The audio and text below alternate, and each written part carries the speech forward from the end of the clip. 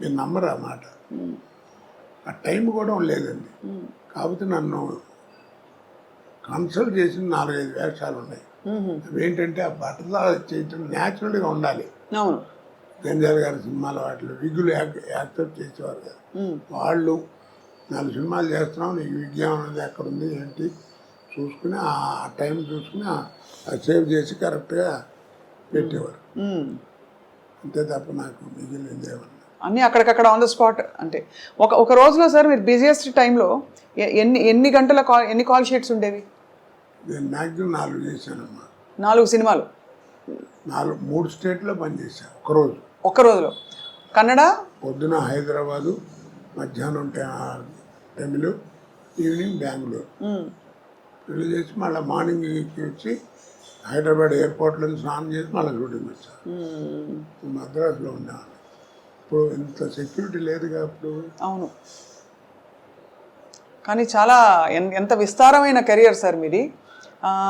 మీకు బాగా ఇష్టంగా మీరు పనిచేసిన దర్శకులు ఎవరు సార్? నేనే కాదండి, ఒక విషయం చెప్తాను, అందరికీ చెప్తాను ఆర్టిస్టులకి, విసుక్కోకుండా ఎప్పుడు కూడా ఇప్పటిదాకా షూటింగ్ చేస్తే మళ్ళీ రమ్మంటున్నాడు అనుకోదానికి అట్లా విసుక్కోకండి. ఏ అంటారు ఏం లేదు, ఆర్టిస్ట్కి ఒక టైం అంటూ వస్తుంది. ఇక ఆ టైం వచ్చిందంటే ఇక నీకు టైం ఉండదు. అంతే, గొప్ప మాట సార్ అది. ఆ టైం వచ్చిందంటే టైం ఉండదని. టైం ఉండదు నీకు, అంతే. అంటే బాగా వెలుగుతున్నట్టు. ఇక అదంతే, ఇక నీకు టైం ఉండదు, నీకు భోజనానికి కూడా టైం ఉండదు. కానీ తర్వాత వెనక్కి ఆ టైంలో జాగ్రత్తగా ఉండాలి. అది ఆరోగ్యం అన్ని రకాలుగా.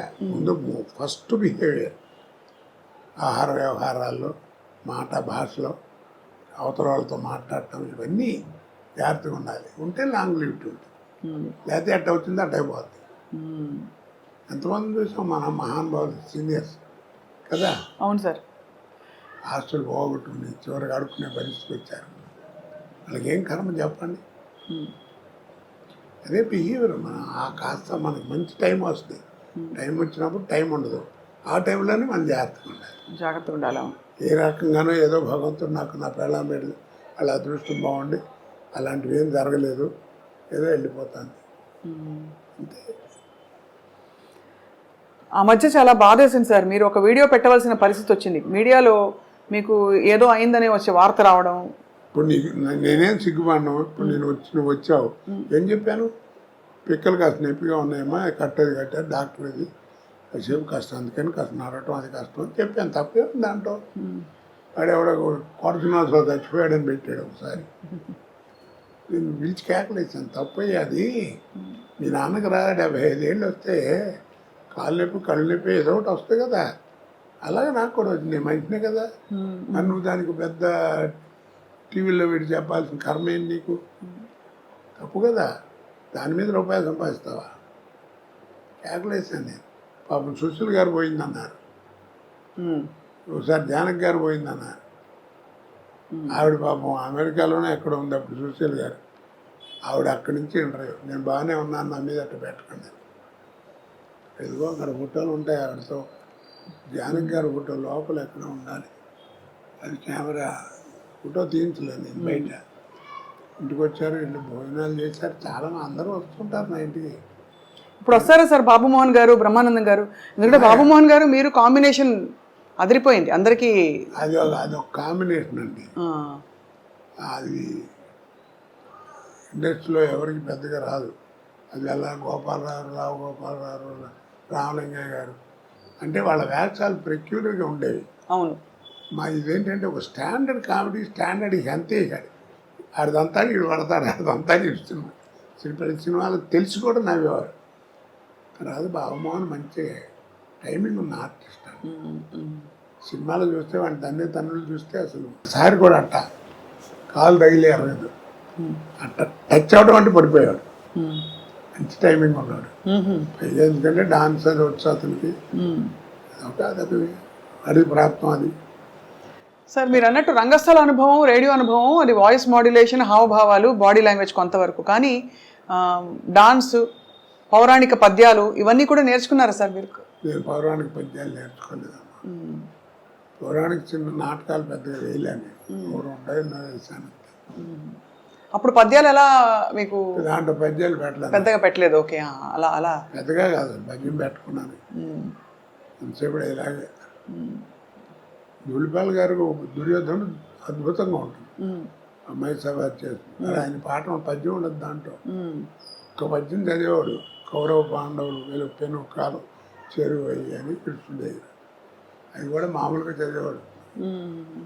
మీరు శాసనసభ్యులుగా ఒక టర్మ్ చేశారు, రాజకీయాల నుంచి అప్పుడు తర్వాత మీరు దూరం అయ్యారా లేక అవసరం లేదు ఇంకా చాలించుకున్నారు? నేనే చాలు అనవసరం ఇట్టాను దాంట్లో. నచ్చలేదా సార్ రాజకీయ జీవితం?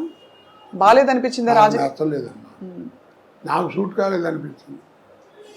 ఎందుకంటే మీరు రాజకీయపరమైన వేషాలు చాలా వేశారు. ఒక టైంలో మీకు కొంచెం గొడవలు కూడా అయ్యాయి ఆ మండలాధీశుడు సినిమా తర్వాత.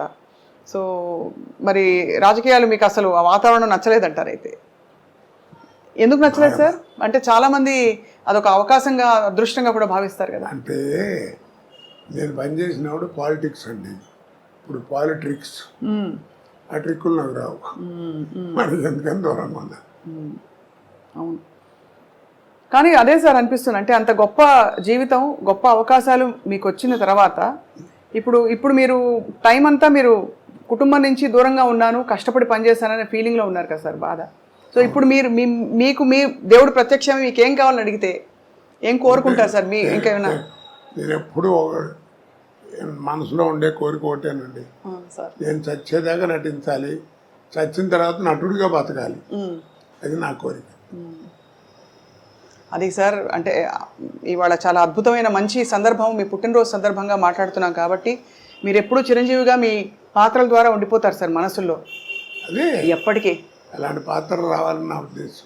అలాంటి పాత్ర అంటే ఎలా ఉంటుందో, ఎందుకంటే మీరు రాజకీయాలు, కామెడీ, ఏ టైంకి ఏ పాత్ర వస్తే అప్పుడు చెప్పలేం కదండి. అవును, కరెక్ట్. అది దానికి ప్రాప్తం ఉండాలి, ప్రాప్తం ఉండాలంటే చాలా గొప్ప విశేషం ఉంది. ఇప్పుడు రామావతారంలో ఆంజనేయ స్వామి అంత గొప్పవాడు, కలియుగంలో భక్తరామదాసు అంత గొప్పవాడు కదా. అవును, డబ్బులు లేవు, గుడి కట్టించాలనుకున్నాడు, గుడి కట్టించాడు, అప్పుల పాలు అయ్యాడు, జైల్లో పెట్టారు. వాళ్ళు కొడతంటే రామా రామా అన్నాడు తప్ప అబ్బా అబ్బా అనలేదు. అంత గొప్ప భక్తుడే రాముల వారు ఏం చేశాడు, తానిసాకి రామోజీ లక్ష్మణజీ వేస్ట్ వేసుకొచ్చి కంపెనీ వెళ్ళిపోయాడు, నటించాడు, తుర్ని వెళ్ళిపోయాడు. కింద సెల్లో ఉన్నాడు రామదాసు. ఎరా రామదాసు బాగున్నావా అని ఒక్క